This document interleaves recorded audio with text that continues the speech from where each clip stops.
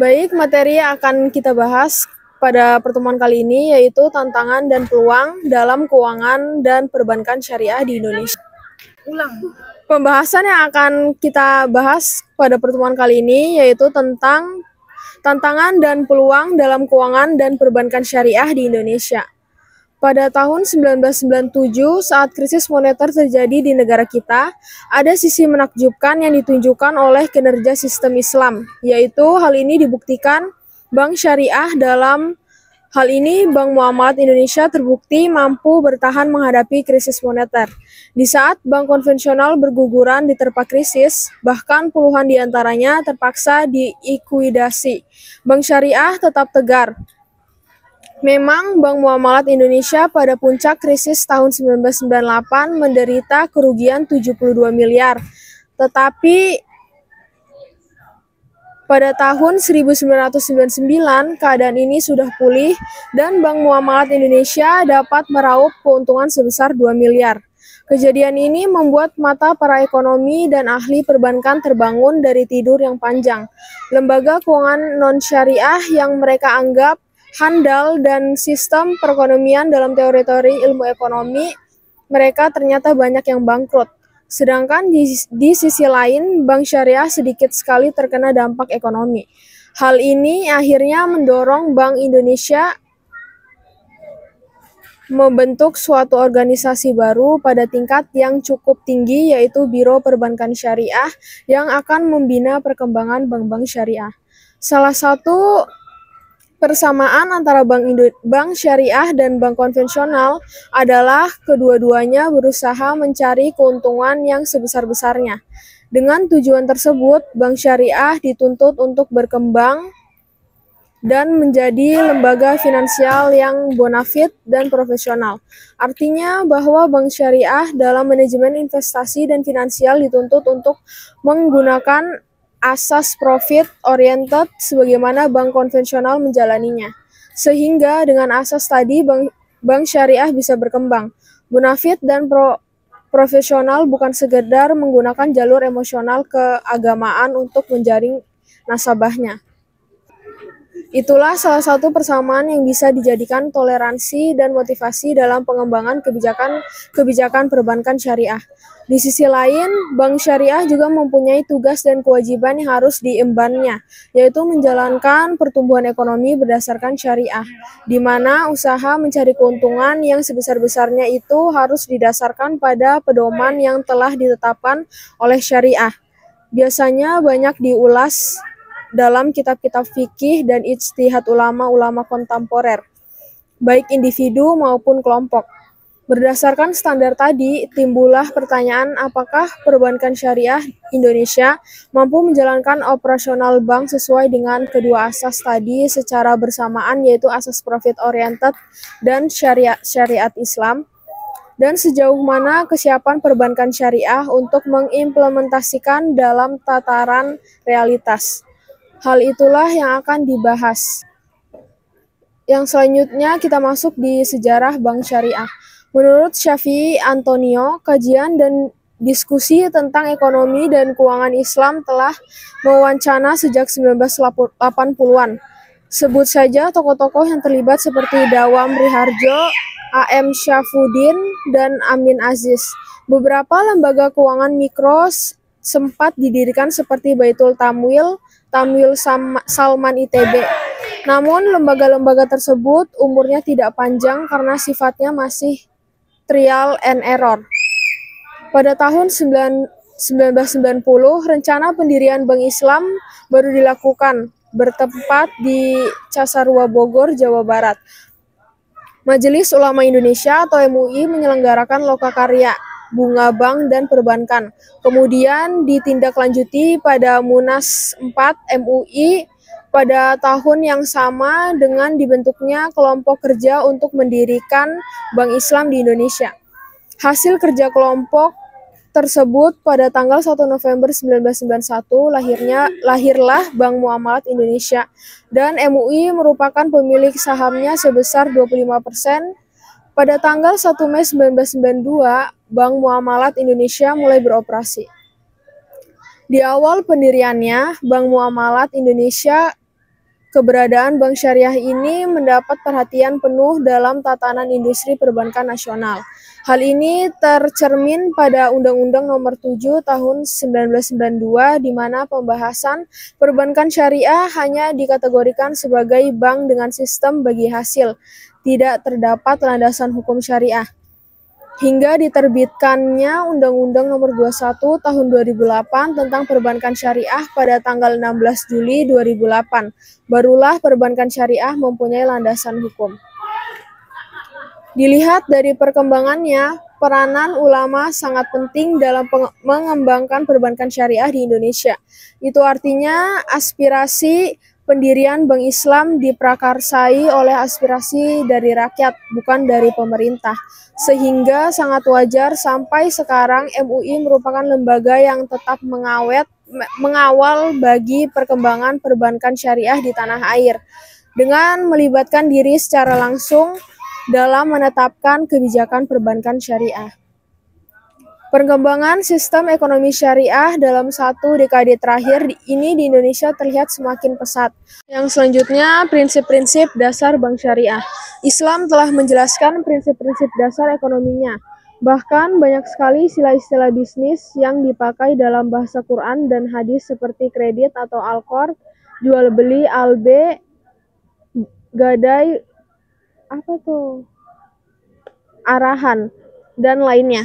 Adapun prinsip-prinsip dasar ekonomi syariat yang selama ini kita kenal melalui bank syariah adalah nilai-nilai etika dan norma ekonomi yang universal dan komprehensif. Keuniversalan itu sengaja diberikan pada umat untuk memberikan kesempatan padanya agar berinovasi dan berkreasi dalam mengatur sistem ekonominya. Norma-norma tadi adalah merupakan prinsip-prinsip dasar bank syariah. Secara globalnya sebagai berikut. Yang pertama, Islam mengatur semua transaksi ekonomi melalui nilai-nilai universal, mudah, dan luas.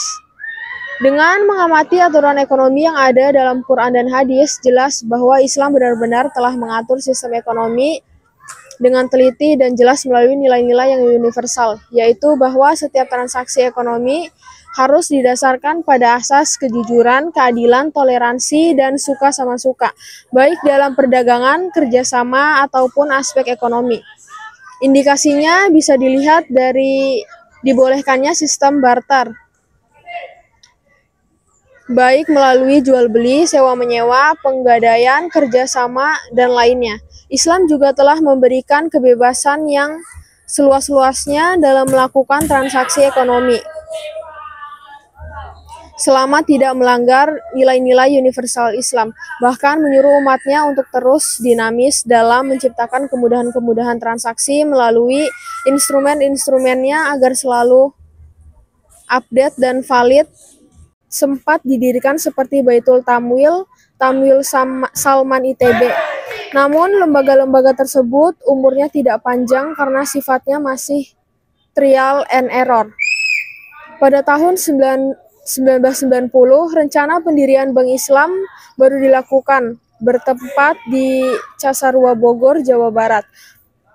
Majelis Ulama Indonesia atau MUI menyelenggarakan lokakarya, bunga bank, dan perbankan.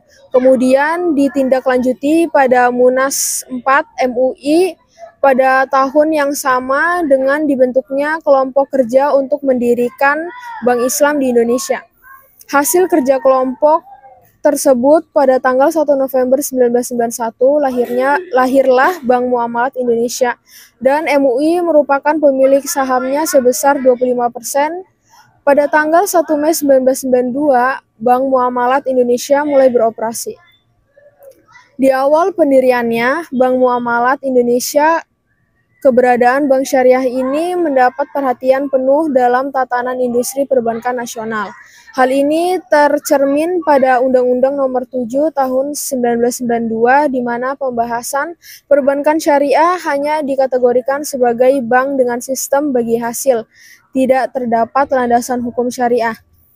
Hingga diterbitkannya Undang-Undang Nomor 21 Tahun 2008 tentang Perbankan Syariah pada tanggal 16 Juli 2008, barulah perbankan syariah mempunyai landasan hukum. Dilihat dari perkembangannya, peranan ulama sangat penting dalam mengembangkan perbankan syariah di Indonesia. Itu artinya aspirasi pendirian Bank Islam diprakarsai oleh aspirasi dari rakyat, bukan dari pemerintah. Sehingga sangat wajar sampai sekarang MUI merupakan lembaga yang tetap mengawal bagi perkembangan perbankan syariah di tanah air, dengan melibatkan diri secara langsung dalam menetapkan kebijakan perbankan syariah. Perkembangan sistem ekonomi syariah dalam 1 dekade terakhir ini di Indonesia terlihat semakin pesat. Hal ini merupakan sebuah fenomena yang sangat menarik, apalagi kondisi ini terjadi di saat bangsa Indonesia ditimpa oleh krisis multidimensi yang diawali oleh krisis moneter pada tahun 1997, yang hingga saat ini masih berkepanjangan. Hal itu ditandai dengan berdirinya lembaga-lembaga keuangan syariah seperti Bank Syariah.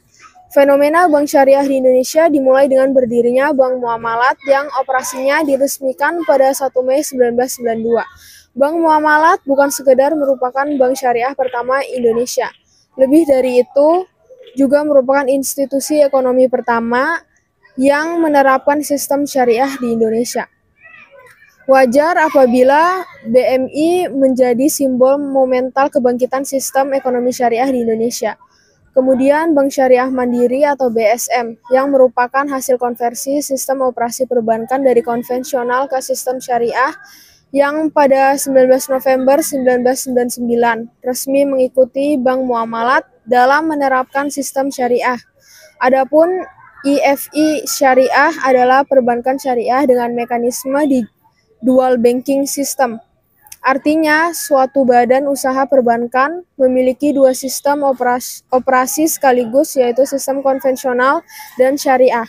Namun, dalam pengelolaan dana di antara keduanya harus tetap dipisahkan. Bank IFI resmi membuka satu kantor cabangnya dengan menerapkan sistem syariah. Kemudian, bank-bank syariah lainnya bermunculan seperti BNI Syariah, BRI Syariah, dan lainnya. Melihat proses pembentukan bank syariah di Indonesia, dapat dipastikan bahwa ada 3 cara untuk menjadi bank syariah, yaitu yang pertama, mendirikan bank syariah secara langsung dengan full sistem syariah seperti halnya bank muamalat. Yang kedua, melakukan konversi dari bank konvensional ke bank syariah. Ini pun biasanya menggunakan full sistem syariah seperti halnya Bank Mandiri yang pada awalnya adalah bank konvensional. Yang ketiga, membuka divisi syariah. Biasanya adalah bank konvensional yang berniat melakukan transaksi syariah. Hal ini dilakukan dengan cara membuka divisi syariah dengan menggunakan dual banking system.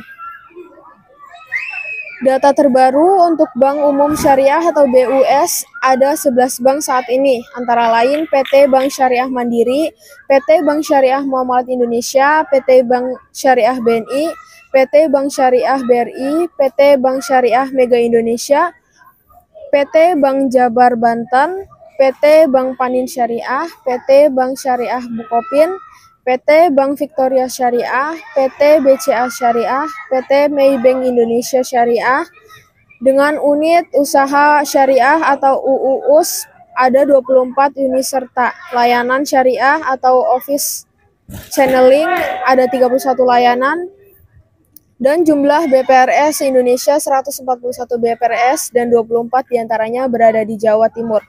Untuk koperasi syariah sebanyak 3.020 koperasi syariah.